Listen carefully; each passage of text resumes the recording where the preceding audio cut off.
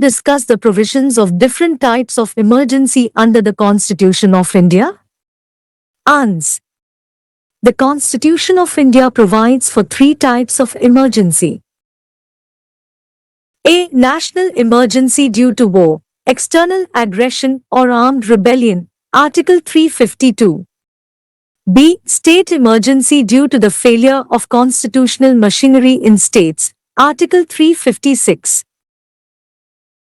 C. Financial emergency, Article 360. A. National emergency, Article 352 provides that if the President is satisfied that a grave emergency exists whereby the security of India or any part of India is threatened, either by war or external aggression or armed rebellion, he may make a proclamation of emergency in respect of the whole of India or any part of India as may be specified in the proclamation. The proclamation of emergency made under Clause 1 may be varied or revoked by the President by a subsequent proclamation, CI. 2.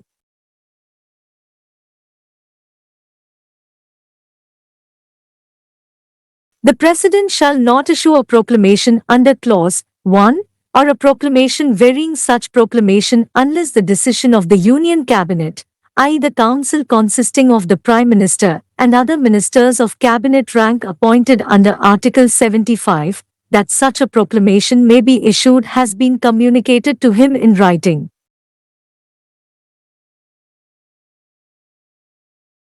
The proclamation of emergency must be laid before each House of Parliament, and it shall cease to be in operation at the expiration of 1 month prior to the 44th Amendment to months, unless before the expiry of 1 month it has been approved by resolutions of both Houses of Parliament. If the proclamation of emergency is issued at a time when the Lok Sabha has been dissolved, or the dissolution of the Lok Sabha takes place during the period of 1 month referred to above, without approving the proclamation, but the proclamation has been approved by the Rajya Sabha, the proclamation shall cease to operate at the expiration of 30 days from the date on which the Lok Sabha sits after fresh election, unless before the expiry of the above period of 30 days a resolution approving the proclamation has been passed by the Lok Sabha, CI.4. A resolution approving the proclamation must be passed by special majority, that is by a majority of the total members of each House and also by a majority of not less than 2/3 of the members present and voting in each House. Prior to the 44th Amendment, such resolution could be passed by Parliament by a simple majority. A proclamation of emergency once approved by Parliament shall remain in force for a period of 6 months from the date of the passing of the second resolution approving in under Clause 4, unless revoked earlier. For the further continuance of the emergency beyond the period of 6 months, approval by Parliament would be required every 6 months. If the dissolution of the Lok Sabha takes place during the period of 6 months without approving the further continuance of emergency, but it has been approved by the Rajya Sabha, the proclamation shall cease to operate at the expiry of 30 days after the Lok Sabha sits after fresh election unless before the expiry of the above period it is approved by the Lok Sabha, CL.5.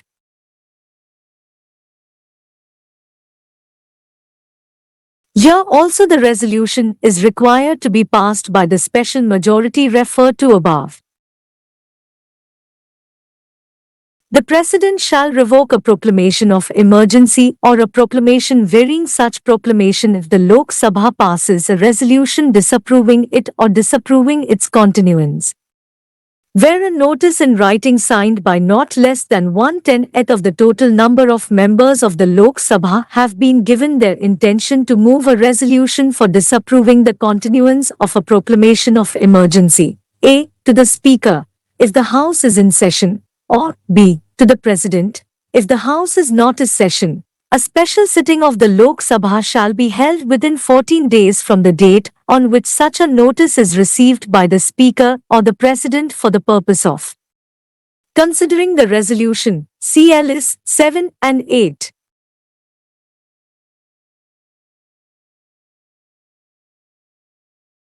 In Minerva Mills Limited v. Union of India, AIR 1980 SC 1789, Bhagwati, J. has held that there is no bar to judicial review of the validity of a proclamation of emergency issued by the President under Article 352, 1.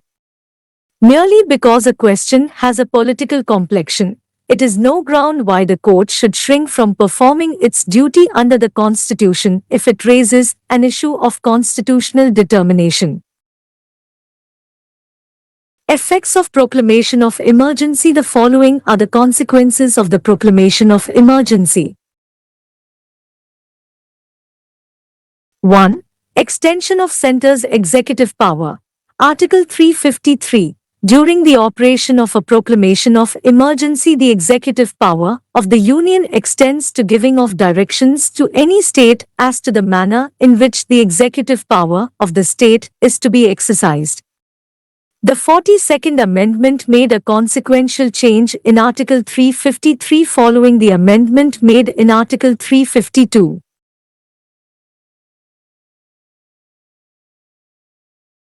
It provides that the executive power of the Union to give directions under Clause A and the power to make laws under Clause B shall also extend to any state other than the state where emergency is in force, if the security of India or any part of the territory is threatened by activities in or in relation to that part of the territory of India in which the proclamation of emergency is in operation.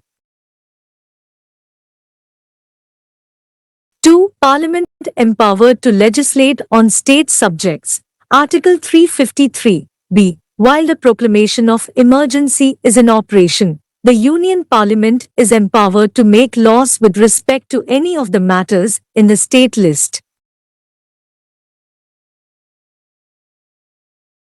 3. Centre empowered to alter distribution of revenue between the Union and the state. Article 354. The President may, while a proclamation of emergency is in operation by the order after the financial arrangement between the state and the Union as provided in Articles 268 to 279. Every such order is to be laid before each House of Parliament and will come to an end by the end of the financial year in which the proclamation of emergency ceases to operate.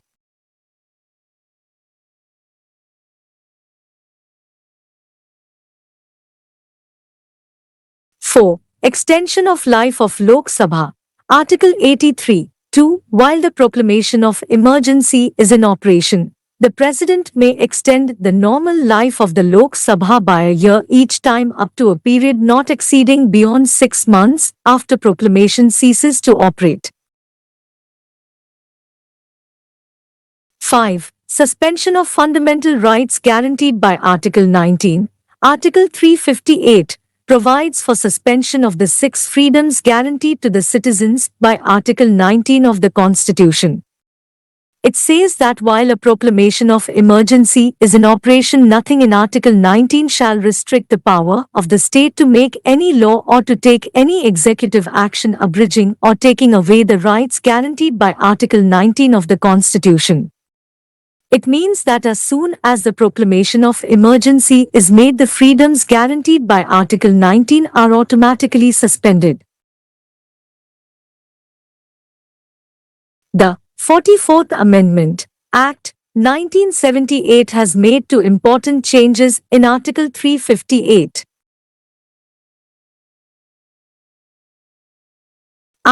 Article 19 will be suspended only when a proclamation of emergency is declared on the ground of war, external aggression, and not when the emergency is declared on the ground of armed rebellion. And 2. Article 358 will only protect emergency laws from being challenged in the court of law and not other laws which are unrelated to the emergency. The Supreme Court in M. M. Pathak v. Union of India, AIR 1973 SC 106 held that the effect of proclamation of emergency on fundamental rights is that the rights guaranteed by Articles 14 and 19 are not suspended during emergency but their operation is only suspended. This means that only the validity of an attack based on Articles 14 and 19 is suspended during the emergency.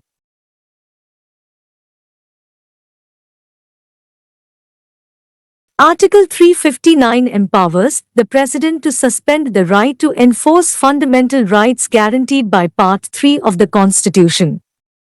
He may by order declare that the right to move any court for the enforcement of such of the fundamental rights as may be mentioned in the order.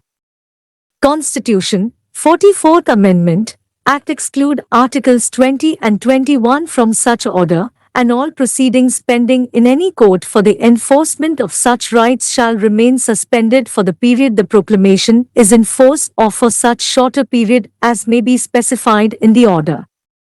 An order made under may extend to the whole or any part of the territory of India. CL 2. An order made under CL 1 shall, as soon as possible, be laid before each House of Parliament. CL.3. Thus the Constitution, 44th Amendment, Act makes two important changes. 1. That the President does not have power to suspend Article 21 during emergency, and 2. Laws unrelated to emergency can be challenged in a court of law. In ADM Jabalpur B. S. Shukla, 1976 SC 1207, popularly known as habeas corpus case, the respondent challenged the validity of the proclamation of emergency under Article 352. The main question for the consideration of the Supreme Court was whether, in view of the President order any writ under Article 226 for habeas corpus to enforce the right to personal liberty of a person detained under the Act on the ground that the order of detention is not in compliance with the Act.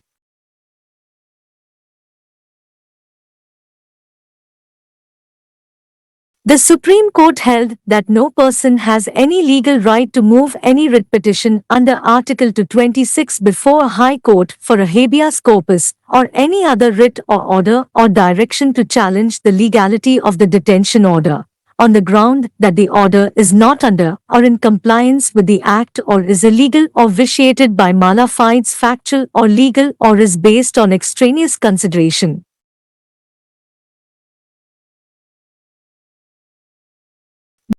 The court, however, refused to follow the ruling in Makhan Singh v. State of Punjab, AIR 1964 SC 381, wherein the Supreme Court had pointed out that if a detainee challenged his detention on the ground that it violated statutory provisions or the detention is vitiated by mala fides, the challenge could not be barred because of the presidential order under Article 359, 1. B. State emergency due to the failure of constitutional machinery in states.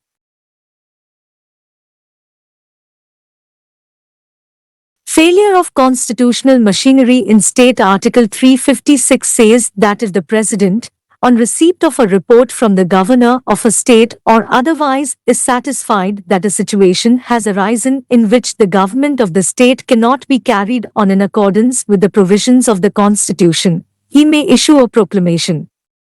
By that proclamation, 1. The President may assume to himself all or any of the powers vested in or exercisable by the governor to anybody or authority in the state. 2. The President may declare that the powers of the legislature of the state shall be exercised by or under the authority of Parliament. 3. The President may make such incidental and consequential provisions as may appear to him to be necessary or desirable for giving effect to the object of proclamation. When the proclamation of emergency is made under Article 356, 1. The powers of the state legislature are to be exercised by Parliament. Parliament can confer on the President the power to make laws for the states. Parliament may also authorize the President to delegate such powers to any other authority as specified by himself. Article 357, 1a.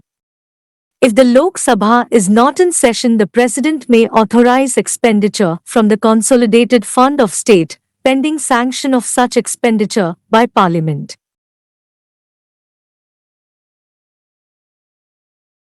The proclamation issued under Article 356, 1, may be revoked or varied by the President by a subsequent proclamation.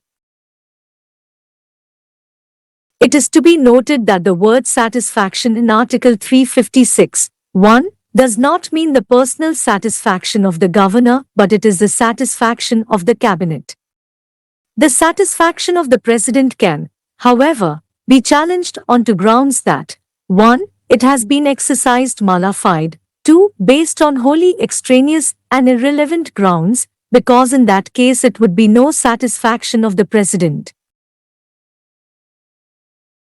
A proclamation issued under Article 356 shall be laid before each House of Parliament and shall remain in operation for 2 months unless before the expiry of that period it has been approved by both Houses of Parliament. Clause 3 of Article 356. Any such proclamation may be revoked or varied by a subsequent proclamation.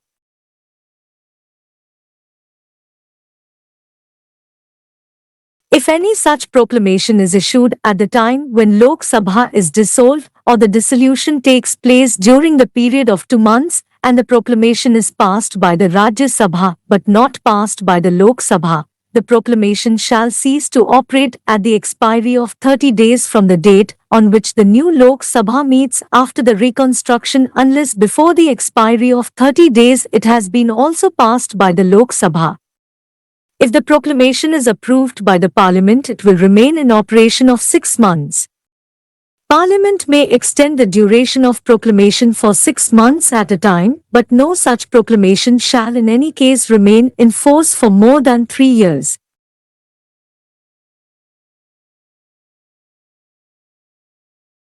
After 44th Amendment of the Constitution in 1978, a new clause, 5, to Article 356, has been added in place of existing clause, 5, which has now been omitted.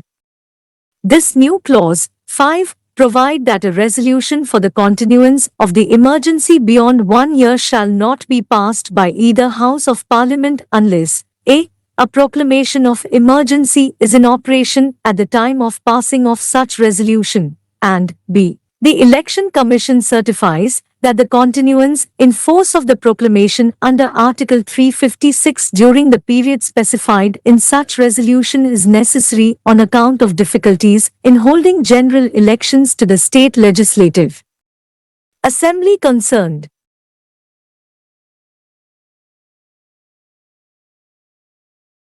This means that the extension of the emergency beyond the period of 1 year is possible only if the conditions mentioned in Clause 5 are available. Prior to this amendment, there was no such condition imposed and the government could extend the period up to the maximum of 3 years without sufficient reasons. The Constitution, 48th Amendment Act, 1984, has again amended Clause 5 of Article 356 and inserted a proviso in Clause 5, namely provided that in the case of the proclamation issued under Clause 1 on the 6th day of 1983 with respect to the state of Punjab, the reference in this clause to any period beyond the expiry of 1 year shall be construed as reference to any period beyond the expiry of 2 years.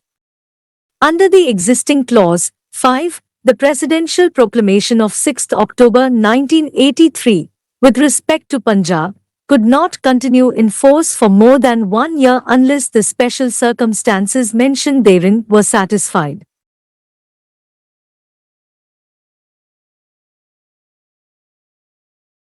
This was enacted to mete out the special circumstances prevailing in the state of Punjab due to Akali agitation. Having regard to the prevailing situation in the state, the continuance of the proclamation beyond 6th October 1984 was necessary. This amendment makes the conditions in the existing Article 356(5) inapplicable in case of the state of Punjab. In S.R. Bommai v. Union of India, 1994, 3 SCC 1 regarding proclamation of emergency under Article 356, Supreme Court laid down following guidelines. 1. Presidential proclamation dissolving a state legislative assembly is subject to judicial review. 2. If a state government works against secularism, President's rule can be imposed. 3. No wholesale dismissal of opposition rule states governments when a new political party assumes power at the center. 4. If President's rule is imposed only on political considerations, the court can even restore the assembly. 5. Imposition of President's rule and dissolution of state assembly cannot be done together. 6. State assembly can be dissolved only after Parliament approves central rule. 7. The Supreme Court or a High Court can compel the Union government to disclose material on whose basis President's rule is imposed on a state. 8. The power of the President under Article 356 is a constitutional power. It is not an absolute power. The existence of material is a precondition to form the satisfaction to impose the President's rule. C. Financial emergency. Article 360 provides that if the President is satisfied that situation has arisen whereby the financial stability or credit of India or part of the territory thereof is threatened, he may by a proclamation make a declaration to that effect. The 44th Amendment makes Article 360 self-contained. It provides that the proclamation of financial emergency shall cease to be in operation at the expiry of 2 months unless it has been approved by both Houses of Parliament. Such a proclamation may be revoked or varied by the President by a subsequent proclamation. But if the Lok Sabha is dissolved during the period of 2 months and resolution is approved by the Rajya Sabha, but not by the Lok Sabha, the proclamation shall cease to operate at the expiry of 30 days from the date on which the new Lok Sabha sits unless before the expiry of 30 days a resolution approving proclamation is passed by the Lok Sabha.